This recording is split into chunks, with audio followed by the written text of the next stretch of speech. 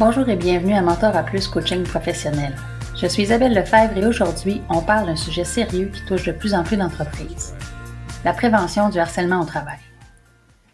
Avec le projet de loi 42 adopté en mars 2024, la législation prend un tournant important pour encadrer le harcèlement. Mais comme le dit si bien Rachel Cox, qui est une experte sur le sujet, pour que ce changement soit réel, il faut aller plus loin. La prévention doit être au cœur des efforts des employeurs. Mais comment on fait ça?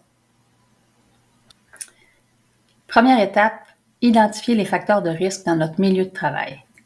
Parce que c'est pas juste une question d'avoir des politiques écrites ou de faire de la formation, c'est d'être capable de repérer les dynamiques qui peuvent ouvrir la porte à des comportements déplacés.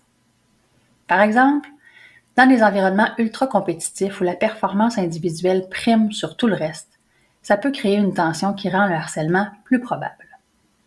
Une entreprise qui valorise les résultats sans s'occuper du bien-être de ses employés prend de très gros risques.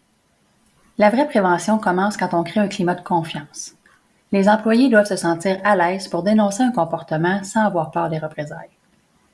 Ça, c'est moins évident. Ça passe par des outils concrets comme des mécanismes de dénonciation anonyme, des conseillers qui sont véritablement neutres et surtout un soutien visible de la part de la direction. Les leaders doivent aussi intervenir dès les premiers signes de tension ou de malaise pour éviter que ça dégénère. Ensuite, il y a la formation. Souvent, on pense qu'une simple séance d'information sur le harcèlement va régler le problème. Mais ça doit être régulier et adapté au contexte de chaque entreprise. Des ateliers, des mises en situation, des discussions ouvertes. Tout ça, c'est nécessaire pour sensibiliser les employés et les gestionnaires. Les leaders doivent être formés pour détecter les signes avant-coureurs du harcèlement et intervenir rapidement. Finalement, pour que la prévention fonctionne, il faut pouvoir mesurer l'impact des actions entreprises.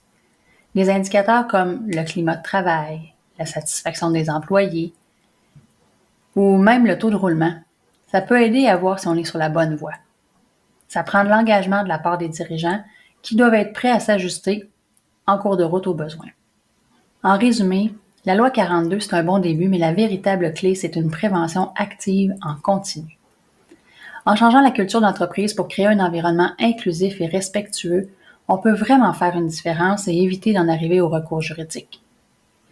Alors, attendons pas que le problème survienne. Anticipons-le, désamorçons-le. C'est là le vrai changement de paradigme.